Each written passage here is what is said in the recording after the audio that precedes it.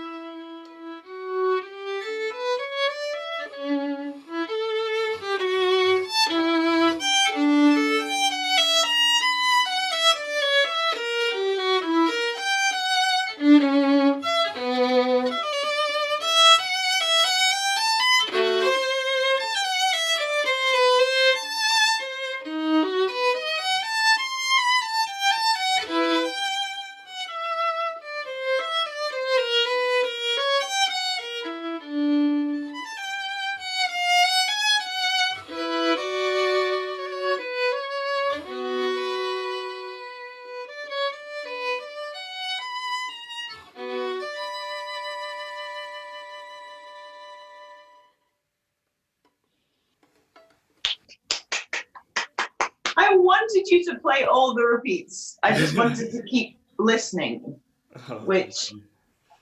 is exactly what you want people to experience, and you want them to not really be sure why they want to keep listening, but they just do. Something that's compelling about what you're playing. Um, I really loved that. That was so patient and calm and extremely sensical. Like you understood where you were at all times, which is always difficult when you're playing alone and have no context, and when you're responsible for every layer and every part, which is always the case in Bach. I think the consistency and control of the sound was really, really impressive. There was a through line the whole time that was kind of being spun, which I think is very difficult, especially in a movement like this that leaps around so much. And especially in terms of register, it can make things very disjointed. So I love that it was very consistent and kind of pulls through. Thank you. Also, it's, there's a lot of awkwardness to it that just didn't come across. It had an ease and a smoothness to how you were playing that I think just showed a lot of control. And rhythmically too, you took a lot of time at cadences and at the end of a section. And I want to explore how you can actually find more space like that, and also explore the give and take of time, because it's not an absolute in time, out of time. If you take time, there's always something to give back, and vice versa. So it has to be almost like there's a pendulum swinging inside your mind that's very it's calmly consistent, but within that there's so much room and so much chance for you to tell us different things, highlight this, spell out that, whatever it may be. I was also thinking about our connection to dance of this time is so totally abstract. Like we basically don't have much of an instinctual connection to what this type of dance was. So it's a big stretch for us to really feel it like through your body, like it is a dance.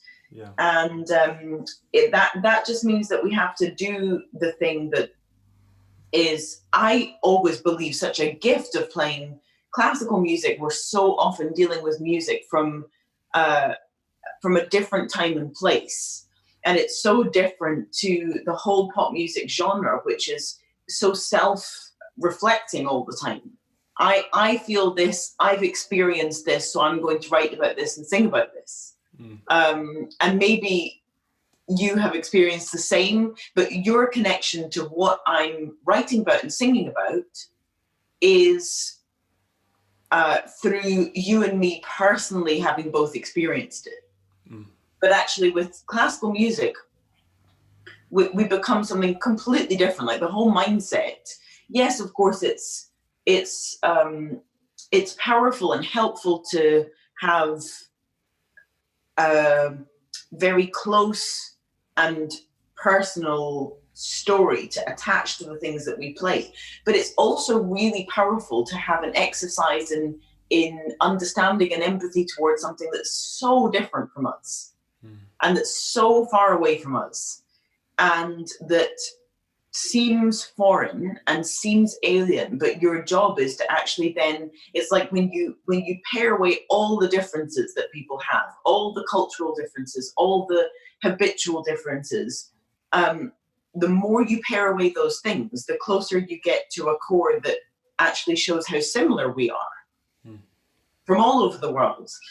So I think that's our job, is to find the instinctual and human components of an Allamanda that was written centuries ago that we would Never dance or even feel, in a kind of natural way.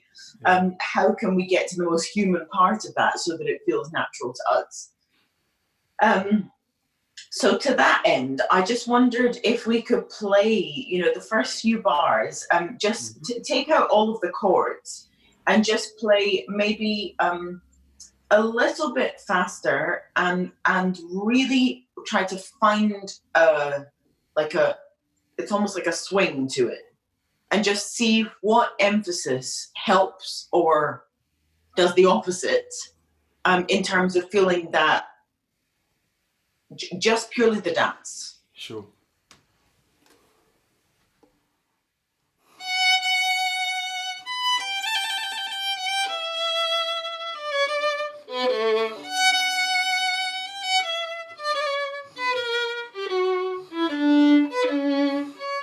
Okay, so I would, if I were to take every beat, I would say if I were to draw it, they would be kind of on the same line in terms of your emphasis. So every single one is beautiful and the sound is full. Can you try and go a little bit faster just for now? Like,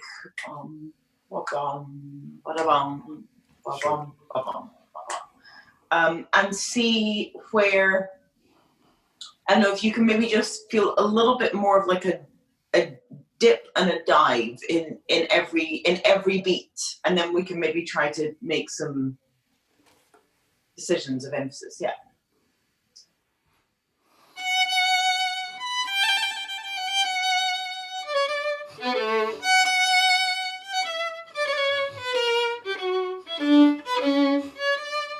Yeah, okay. So I want you to do that again and really exaggerate a time that is as if you're stepping down each time, right? So it's not like this, but that's really like it's got a heaviness to each beat. And then we're going to work out where we can actually take space. So just exaggerate.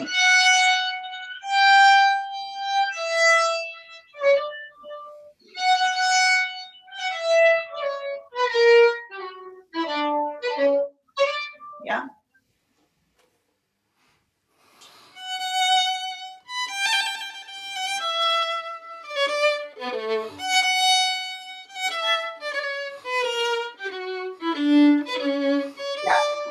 Really, really great. That's exactly what I was looking for. See if you can just do it one more time and feel, at the moment, it's maybe a little bit closer to an accent than a sigh.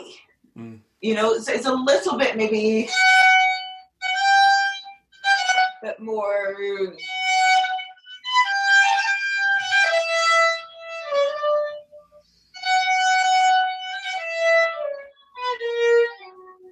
Something kind of almost like you're being pulled down. It's a little bit heavy about it, and just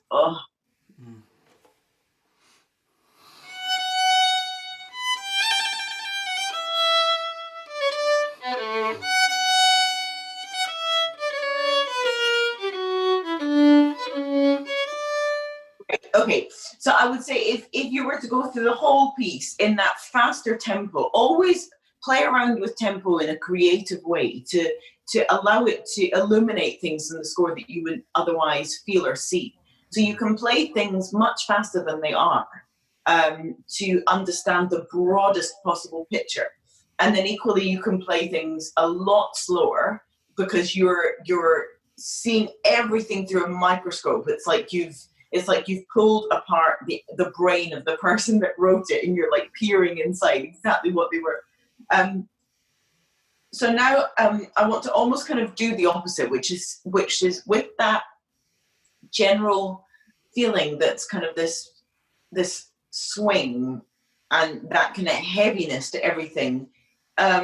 If you just now look at how the details are constructed, so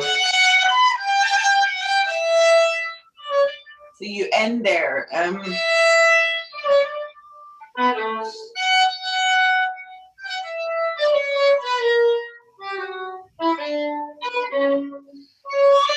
You know, like, so I'm almost some of the most like almost spiritual experiences that I ever had practicing or ever had alone with my violin, which is nothing revelatory or revolutionary to say that it would be with Bach. Obviously a lot of people experience that, but it's not just the music itself, it's feeling your way in between the notes.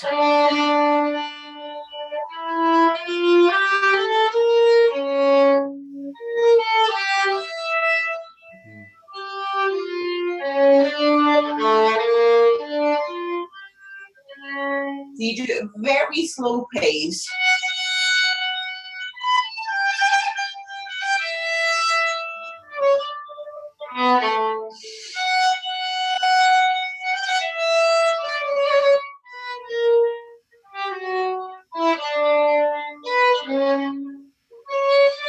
So can you just try that? It's like, try to forget that we, cameras, whatever, are here. And it's like, it's the most intimate, just exploration.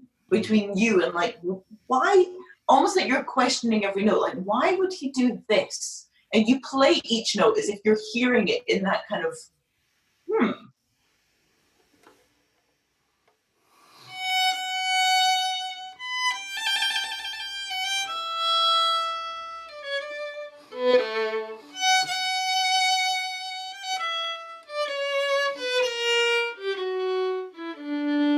yeah.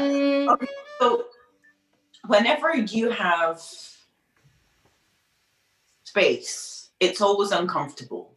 And I don't mean you, I mean for all of us. Like space and silence, silence in a conversation is known to be an awkward thing. People don't like it. Or silence between two people in a room is like awkward.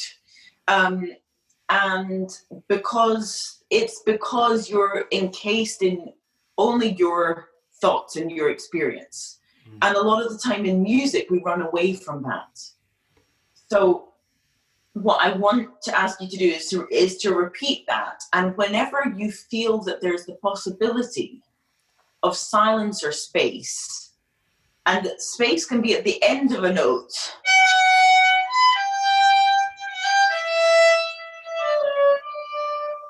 just the end of that note, what happens before, you know, just see if you can have that comfort in you and patience in you to just let silence be and space be. So there's no, forget about time now, completely forget about that. Sure.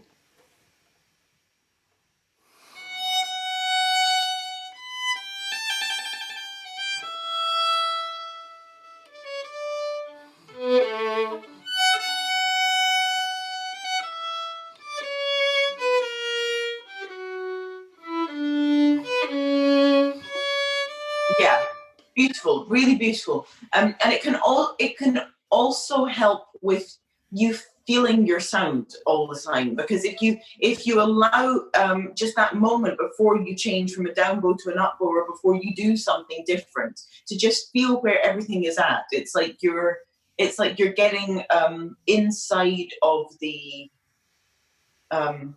connections between notes. So just do this bar.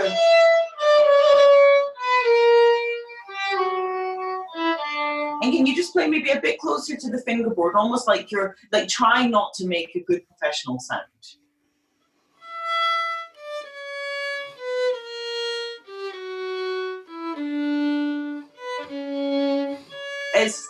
It still sounds way too like good and professional.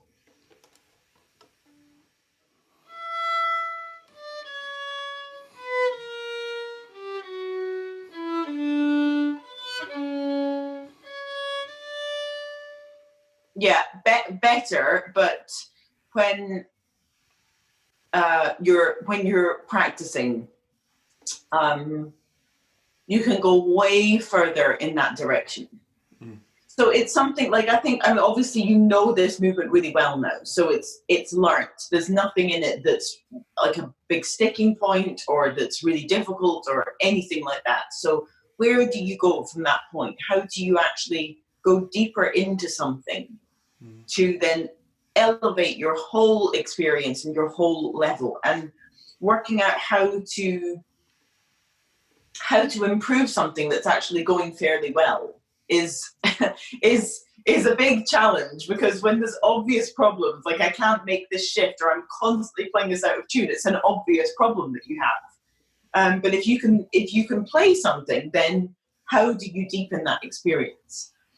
And I think kind of what I was saying earlier about using tempo creatively, you have to use sound creatively, you have to use rhythm creatively, you have to try to allow yourself to have really vulnerable experiences when you're practicing, so that you are in a state of like exploration and experimentation. You're trying to find the core and the soul of what's in there. Yeah. And you know, I'm a big believer in the music telling you everything you need to know without words having to be spelt out, like this is this and this is that and this is this. If you can be in a state of listening so intently, you know, the music will tell you. But if you're too preoccupied with just being good, you know, really good and professional and the sound excellent and all of the boxes ticked, and yes, we're going to get a good mark, you know, then it actually, it can stop you from going in those journeys. I'll never forget a friend of mine, Alina Ibrahimova, who's an amazing violinist, going to see a lesson with her and the ex-concertmaster of London Symphony Orchestra, Gordan Nikolic. And if you don't know of his playing, definitely look him up. Listen to anything that you can of his playing, because he's one of the ultimate explorers of what's possible with violin. You never feel like you're being handed a nicely little sewn up professional package, like, this is perfect, here you go. You know, you never feel like that. The minute he starts playing, it's you get the sense like you're kind of looking left and right, like, where is this going and what's going on here? I mean, it's so free and so unexpected, and you never know where you're going, and it's very exploratory. And whether or not that becomes the type of person you are when you then play for people, that's up to you. But I do think that in order to improve and in order to kind of deepen the experience that you have with a piece, you have to go in that direction of just allowing.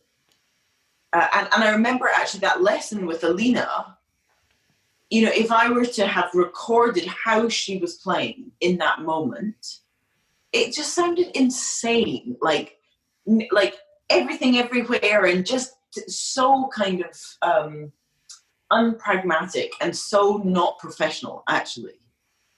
Whatever that may be, you know, like we can have that argument or conversation another time, but it was so but she was aiming for something higher than that. You know, she was aiming for something more powerful than that.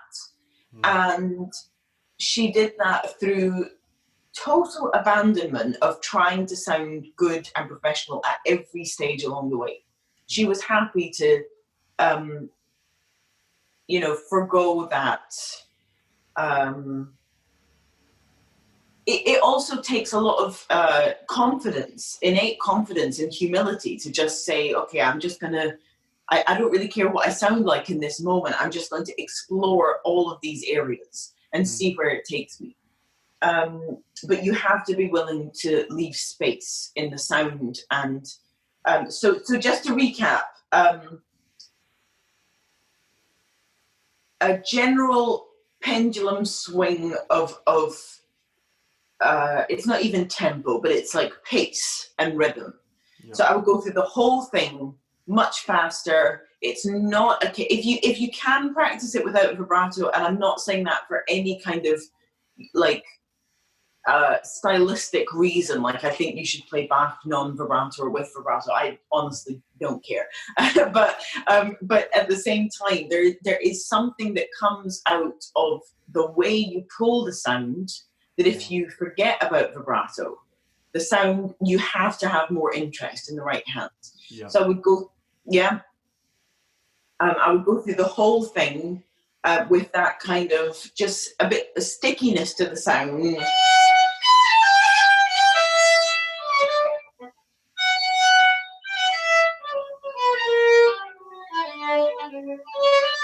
So I'm just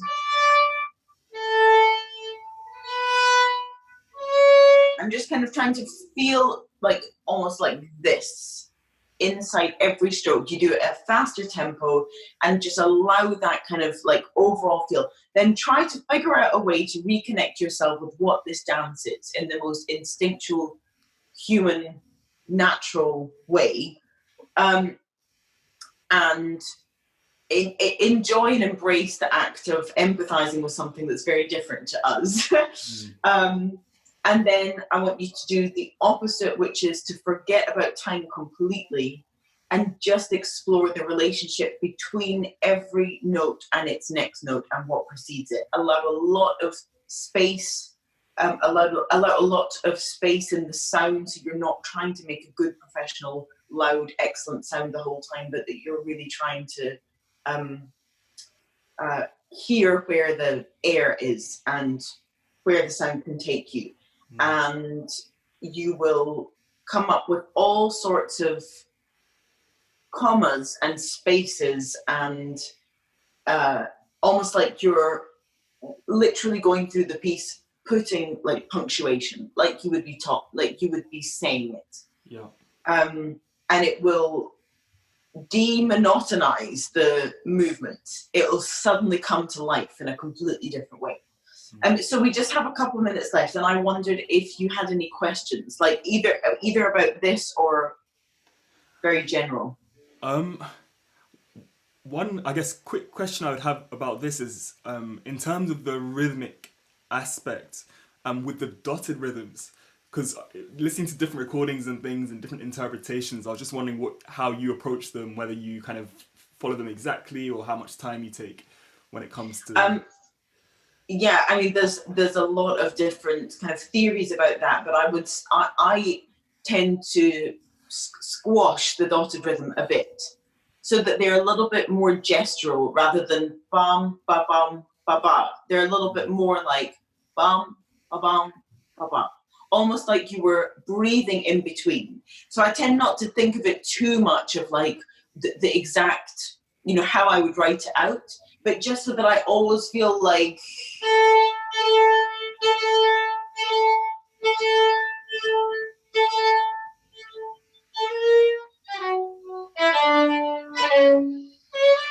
and it's more about like cause and reaction. So it's more that bam, then ba bam, ba bam, ba bam. So the small note is leading to the one after. Yeah. Okay.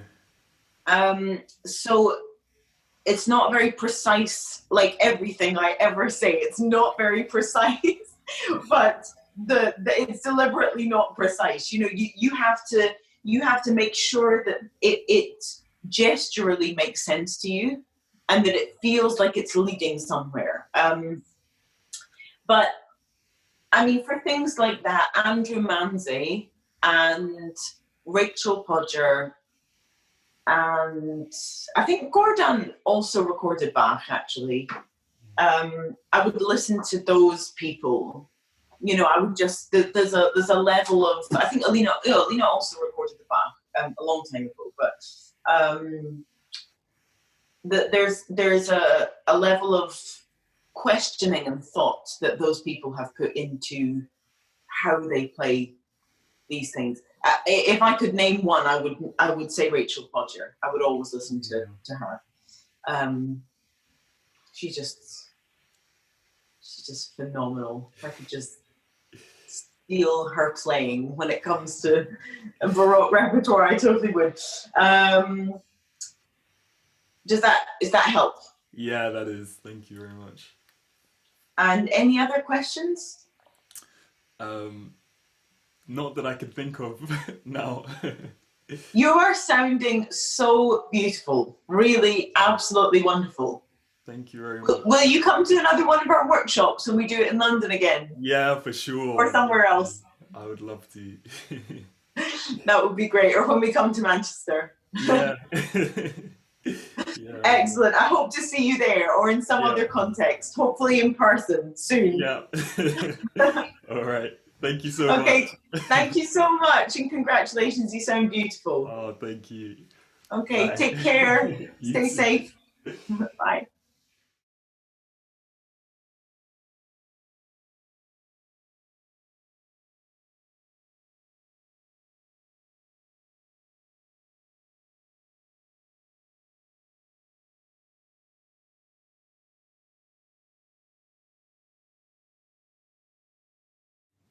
Okay.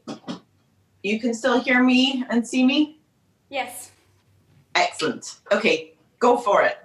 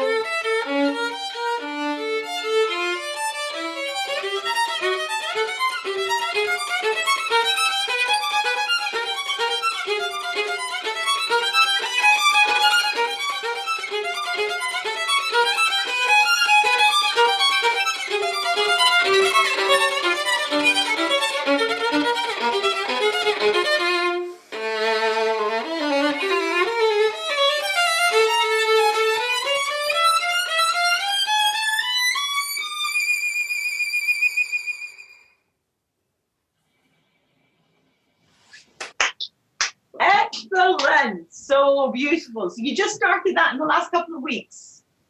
Yes. Very good. Very, very good. And have you been having lessons over? Have you been having lessons on it, or? Only one. I already had a few lessons end of February where it was really fresh. But right now my teacher hasn't figured out the technical side of chords. Okay. Because he's an Israel and he's 80. So, but I Oh think wow. Okay. yeah, I'm going to be having lessons with him soon, hopefully. But college also has some chamber tutors who are really good. So I had a few lessons with a violinist. Excellent. Great.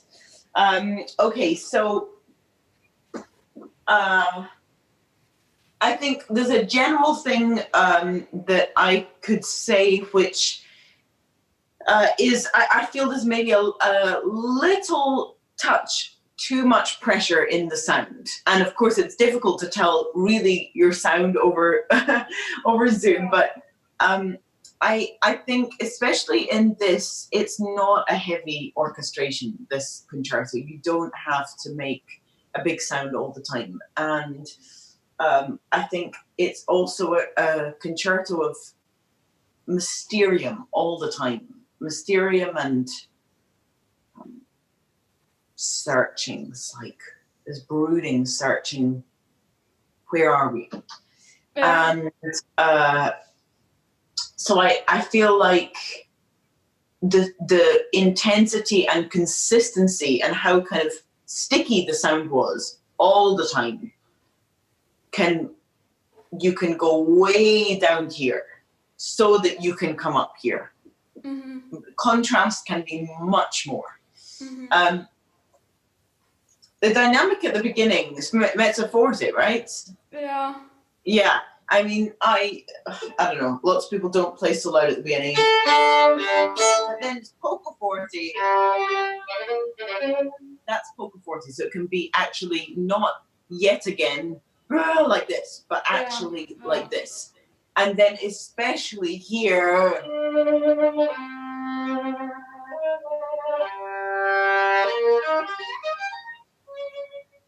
there's no need to make a lot of sound there. And also there's this da da ba ba ba, like your breath is taken away. Mm-hmm. So also when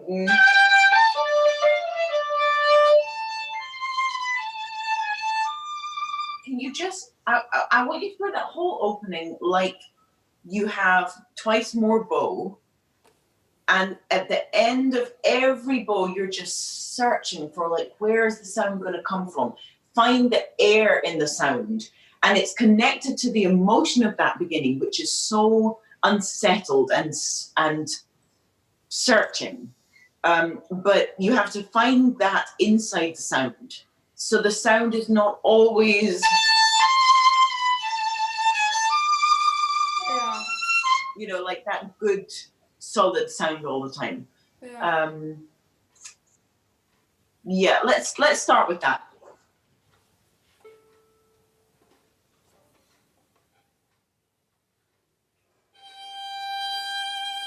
Keep it moving. Yeah, keep the bow moving. Yeah.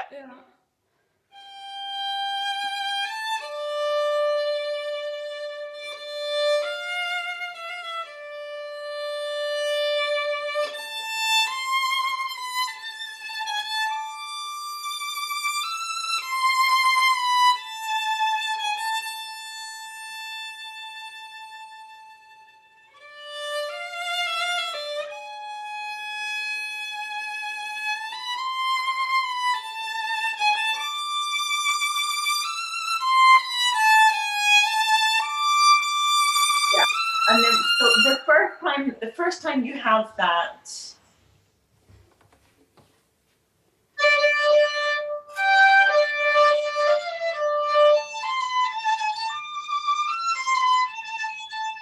that again is the same rhythm.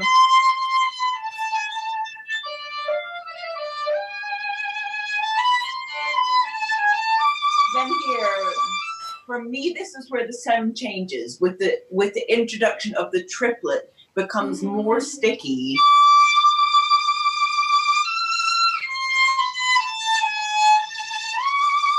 And at that point, you're feeling like, oh, okay, maybe actually this is going to grow into something.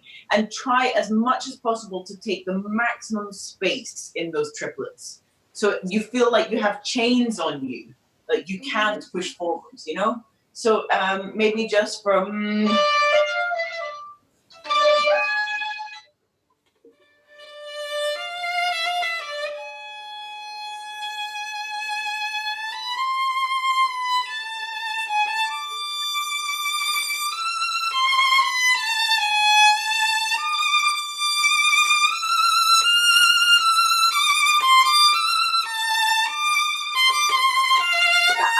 I would keep this a little bit more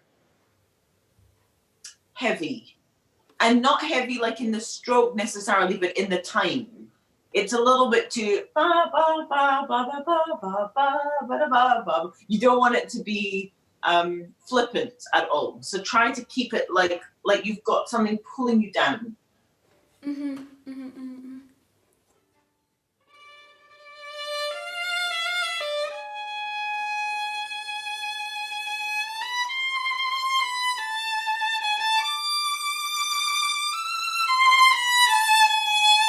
Good.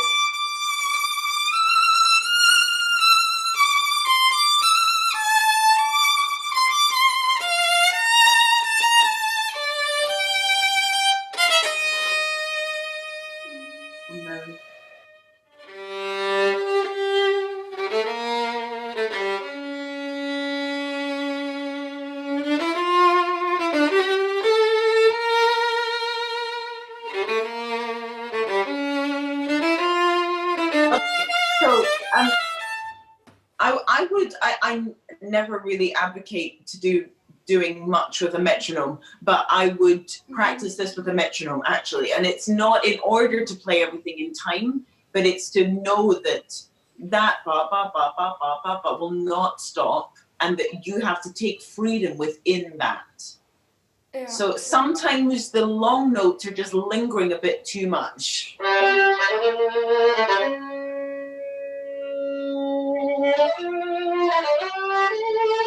You're always feeling like it's got this, like, as much as what you play will do this, it's got a continuous thing that is just like relentless. And that rhythm, that rhythmic quality gives it that relentless. Go from the pianoforte on the G string.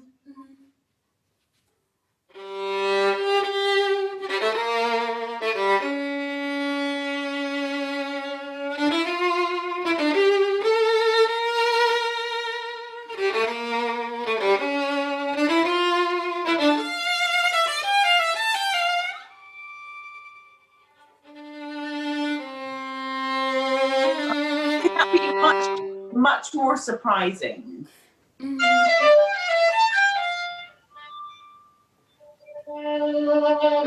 be very soft,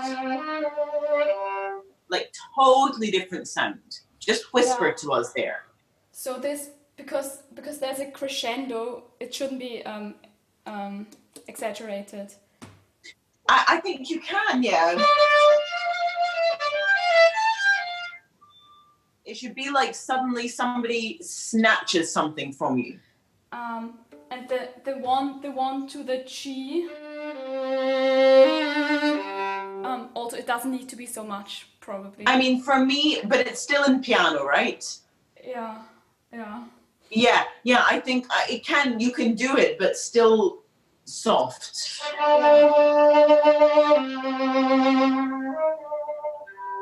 Like within that.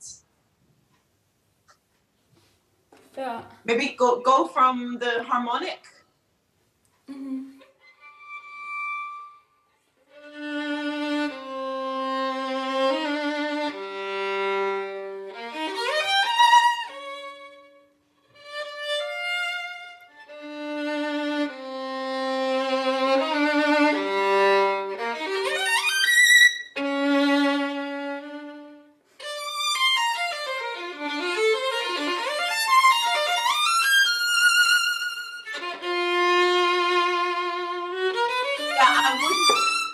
I wouldn't release the tension there so much before. Keep the tension up. So in the top note, don't release it too much. This place is now becoming like the storm is happening.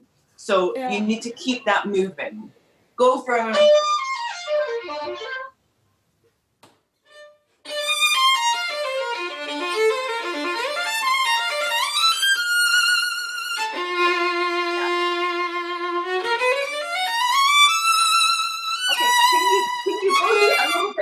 More of a solid sound there, so you feel like you're really grounded.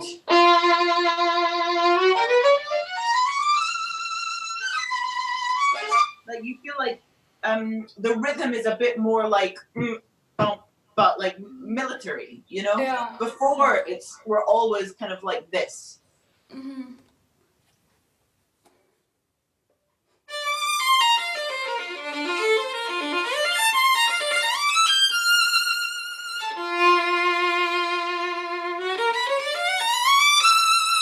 Yeah, maybe watch the rhythm there, so you really do.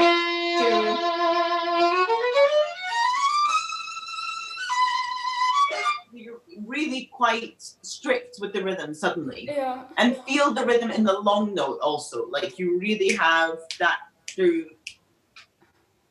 And the bar before, with the triplets and semiquavers and quintuplets, how strict is it there? Because this is still a little bit more.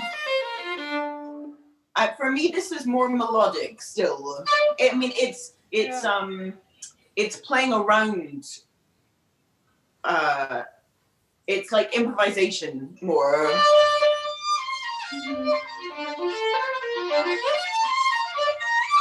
You know, like I'm kind of like this, and then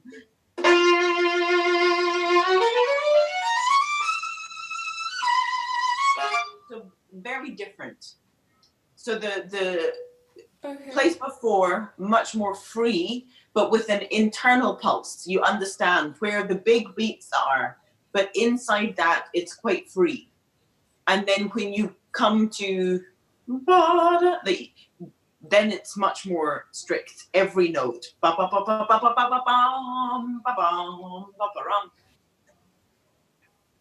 Mhm.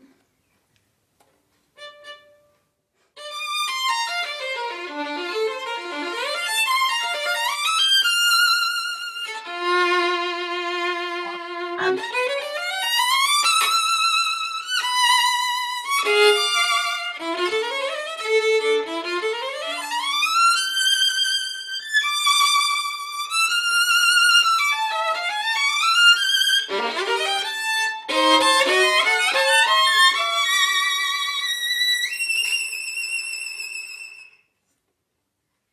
yeah.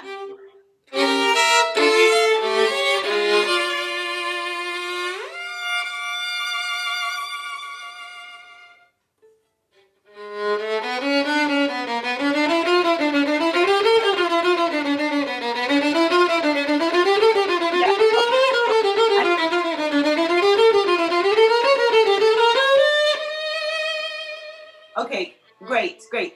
So I think what so often happens is that we become like violin students there. Suddenly, like we're playing.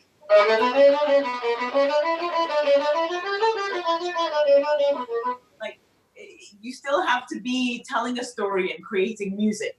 So feel those waves. Everyone goes higher and everyone is more extreme.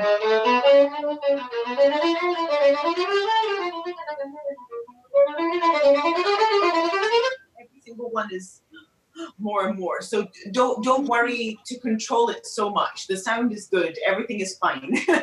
And before that, yeah, sometimes you're waiting too long. Bum, ba bum, ba bum. Mhm. Keep the rhythm. Whatever the notes are, sorry.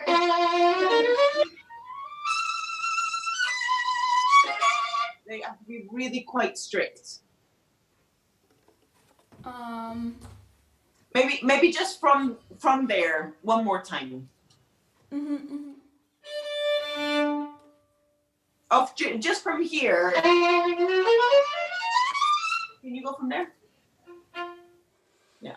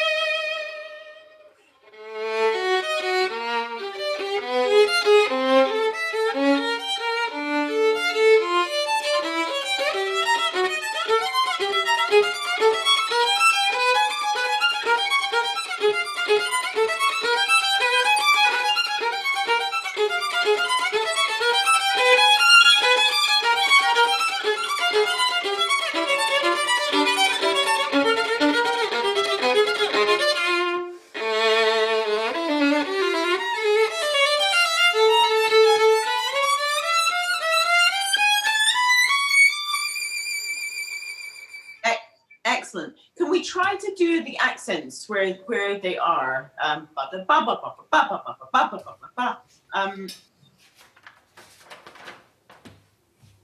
Maybe just from.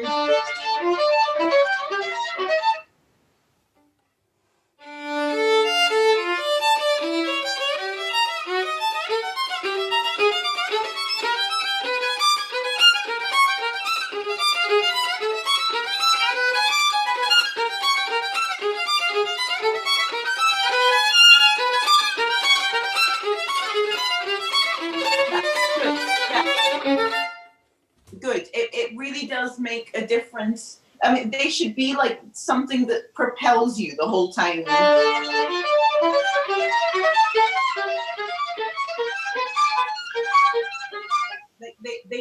They should become a thing where they actually push you forward, and it should sound more and more crazy during that whole run.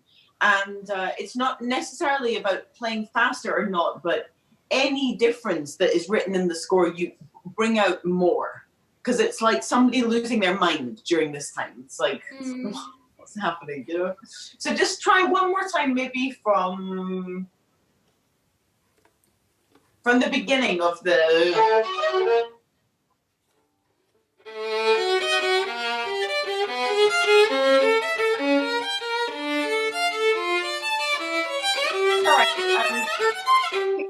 Can you loosen the sound a little bit, just a bit less pressure.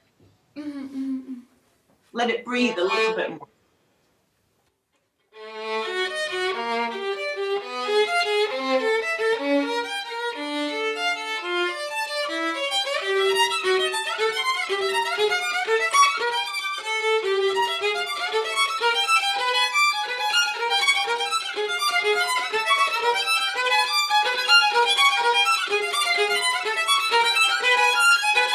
Yeah, so maybe once you get to here, you could use a bit less bow, I think.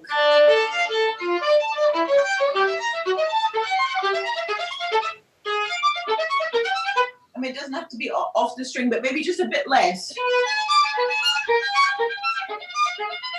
So that it's a bit more compact, and the accent you can dig like inside the string, not so much horizontal, but like down. And then getting more once it's crazy and more bow. Yeah, I mean, you can, whatever's going to create the most effect. But I think for this place, you don't have to use so much bow, actually. Yeah, because it feels very tiring. Yeah, exactly. Yeah. Try to.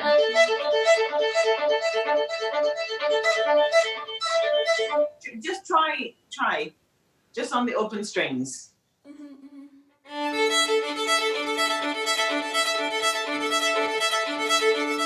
Yeah, and then sometimes like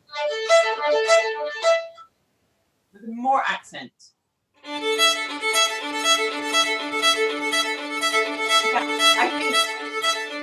I think that's probably enough. With some notes, you're suddenly bringing out a lot. The last, that one, you're more bow. But otherwise, you can just let it go. It doesn't have to be so much effort, you know? Yeah.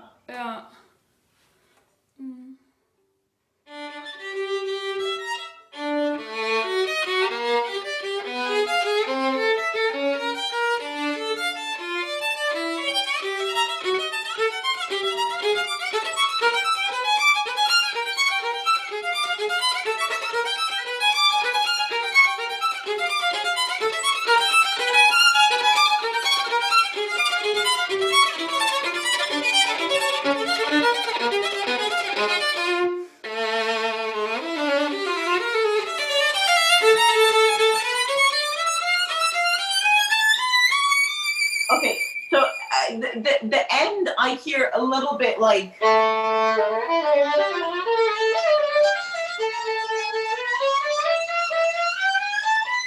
Like, it's like you stop feeling completely. It's like, I am going to play the notes in tune. Yes, great. You know, this is like.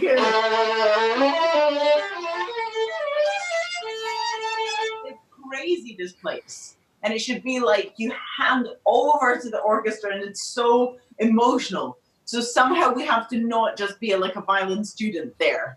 And you have to keep feeling as much as possible. I know it's awkward, and there's a lot of pressure in that moment. So trust me, I understand.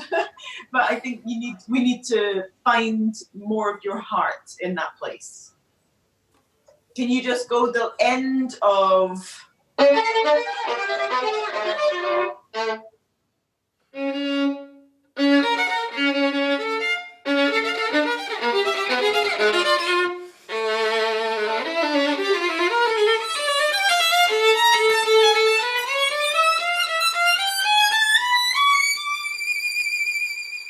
Much better, much better. So you have to find the technique inside the music, not the other way around.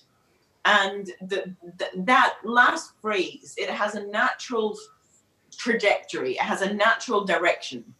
So work out what you do technically inside of what you need it to say. If you go the other way around, sometimes it's actually more difficult. Okay, now I understand the technique and everything, and then I try to add some expression, and it's harder. So a general thing that I would say, if you look at the map of that opening, be more distinct in your head. Be more clearer in your head, like as if you were to paint, 6 colors of what happens. It should be really vivid so you can see it. Like the beginning, what is that? Then it grows into something, what is that? Then it becomes like you're really entering a nightmare. Then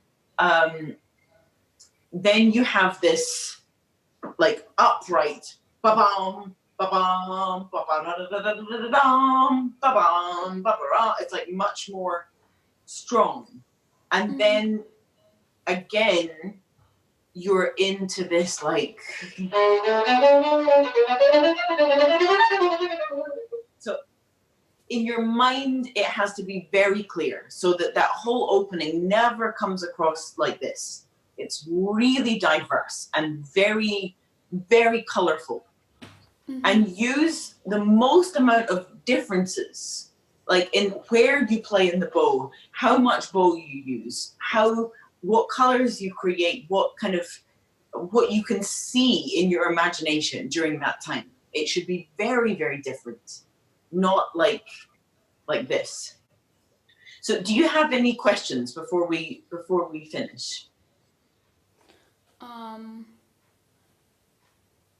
You said like how to make the opening more, like the sound color nicer, to add more air to the bow.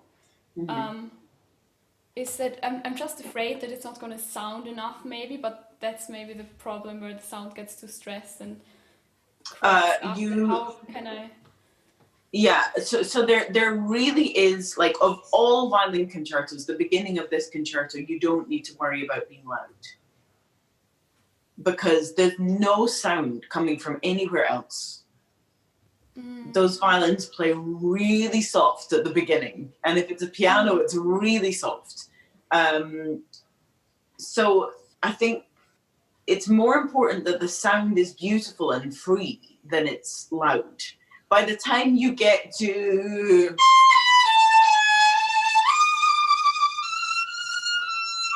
By the time you get to there, you're going to make plenty of sound. So in terms of developing a sound that's big but not like this, it's always experimenting. How much can I push? How much can I push? Too much. And then what's the opposite? How much bow can I use? How much air? And then you slow. I think not enough of us spend and invest time just on sound. But your sound is the most important tool that you have. It's how we understand what you're saying is always through your sound. So for me, the opening of this concerto is a gift in developing your sound also. It's so perfect for developing different colors, different speeds.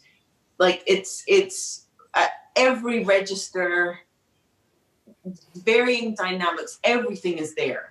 So really use that as an exercise to really develop not just the quality of sound, but the diversity of sound. how you can take us from this place to this place to this place, that you take us everywhere just with your sound.